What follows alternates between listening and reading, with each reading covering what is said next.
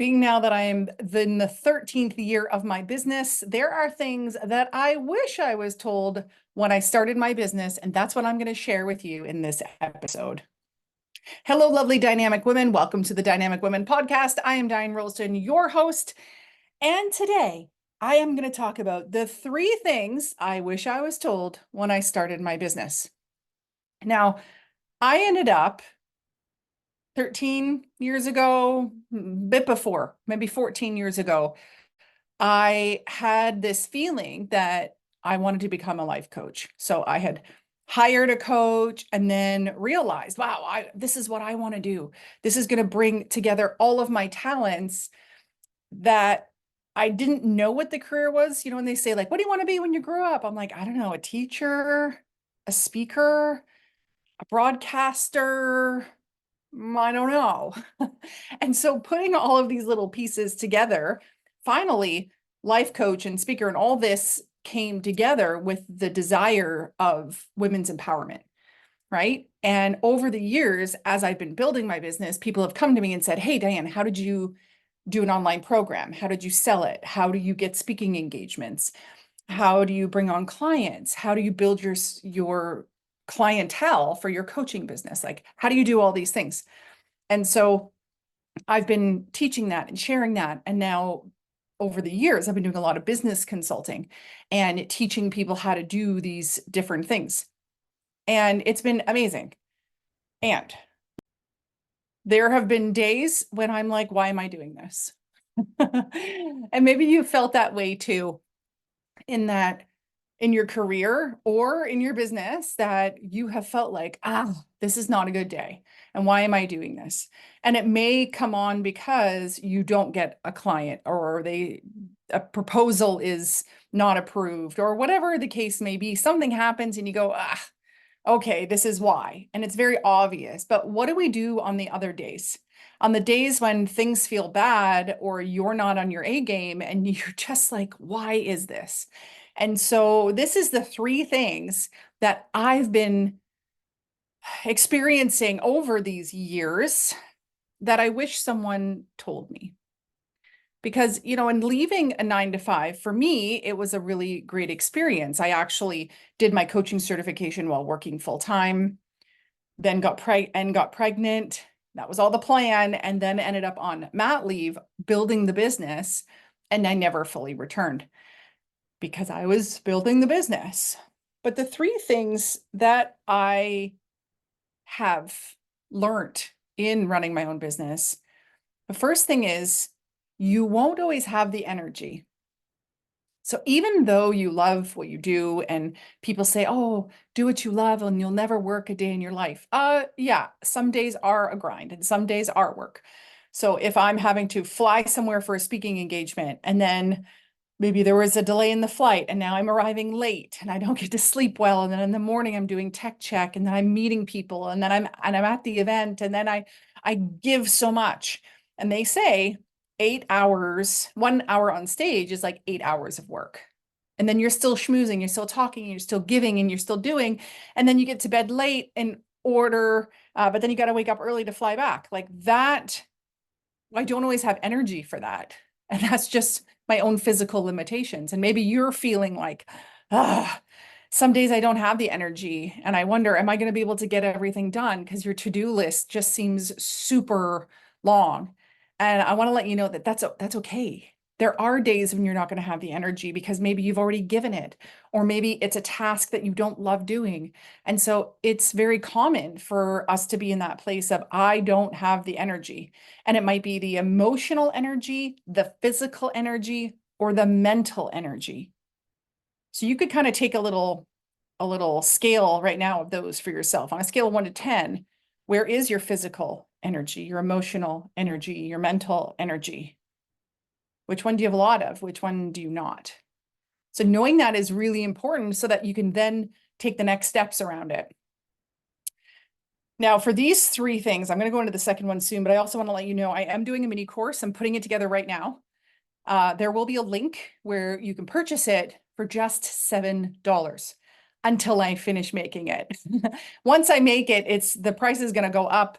It's just something fun I want to do around these 3 different things. And so check the show notes. And if you are watching on YouTube, you're probably noticing a very different background. I'm still in my office, but we're doing a complete reno in here. And so I've got a blank wall behind me, which isn't normal. And I'm actually standing right now because my chair is not even in here. So you're getting the same great content. It just looks a little different if you're on YouTube. And if you didn't know and you're listening on the podcast, that's cool. No worries. You can just imagine I have a blank wall behind me. Today I'm wearing just a white shirt too. So it's really, really plain, not my usual color and fun stuff happening. But if you want to watch on YouTube, you can. All the episodes are there as well. So let's go to the second one. You're not always going to feel focused. Oh, isn't this annoying when you don't feel focused? When you have maybe a massive list of things to do and you're like, where do I even start? Or you know you have to work on something that there is a deadline. You just can't get your head to stop like floating around. Your thoughts, your brain are all over the place. And a lack of focus can come from many different reasons. It could be that you're not working on the right things. It could be that you've got a lot going on, maybe emotionally, mentally, physically, or a lot of other things that are in your life. And so when you don't have the focus, you can't get stuff done, and then you start to feel kind of a diminished confidence that comes in, lack of belief in self, frustration because you want to be moving forward and you can't be moving forward. Have you felt that? And sometimes it's that the focus just doesn't last the full day. So maybe you have pockets of focus first thing in the day, maybe after lunch, or in the evenings, late at night, when really you should be sleeping, is when you're actually able to focus. And I wish I knew that this would happen, that there'd be times in my business, in my days, there might even be weeks where I'm just having a hard time focusing on the task at hand. As much as you want to believe that you can kind of separate your work and your life, they are completely intertwined. And so how you are in life and how things are going in life is definitely going to affect your business. I guess that would be an additional thing that I didn't really think of as much when I started my business. Let's jump into the third thing that I wish people had told me when I started my business. You're not always going to get stuff done, and you might not even be getting the right stuff done. So when I started my business, I knew, okay, I need a logo and a business card and a website and all these things. And I got them done, but sadly, I didn't get them done right. So if you've ever been in one of my programs, $1 Million Mastermind, or the $1 Million Woman Mastermind, I actually talk in that program about how things started off and what my website looked like in the beginning and how I thought it needed to be custom made, and I invested a ton of money. And then I realized, a little while later, like, wow, this was not the best decision. And in your business, you're not always going to get stuff done. And the thing is, you aren't the expert of everything. The E-Myth really defines this well, as in everyone who owns a business is basically has to be the CEO, the manager, and the technician. But a lot of people come in as the technician, the person who is good at the skill that the clients are paying for. So you're an accountant doing the accounting work. You're a social media strategist doing the strategy work. But that's the technician role. You also need to be a manager of the projects, a manager of the people if you hire others, the manager of the clients, and you have to manage all this stuff. And then you also have to be the CEO, the one who is going to be working on the business, in the vision and the goals and the timeline. So you sometimes don't get the right stuff done because you're too busy in technician, or you're too busy in manager, or you're in the CEO role and then you're not the technician enough, or you're not in sales enough. And getting stuff done when your organizational chart of your business is so massive with your name in most of the roles, it's hard. It's really hard. And let's not even like think about you get sick, you want some time off, you're busy, there is some sort of transition, tragedy, unforeseen circumstance in your life, you're out of your business. So how are things going to get done? Now, thankfully, I have people to help me to get things done. But like this, as soon as I finish recording this video, this podcast, it's going to be sent to Christine and Carissa, and they're going to take care of all the pieces afterwards, which is amazing. But I didn't know in the beginning that in order to do one thing, like I'm going to have a podcast, I didn't really think about the amount of work that goes into it. It's what's the idea? Let's record it. Let's edit it.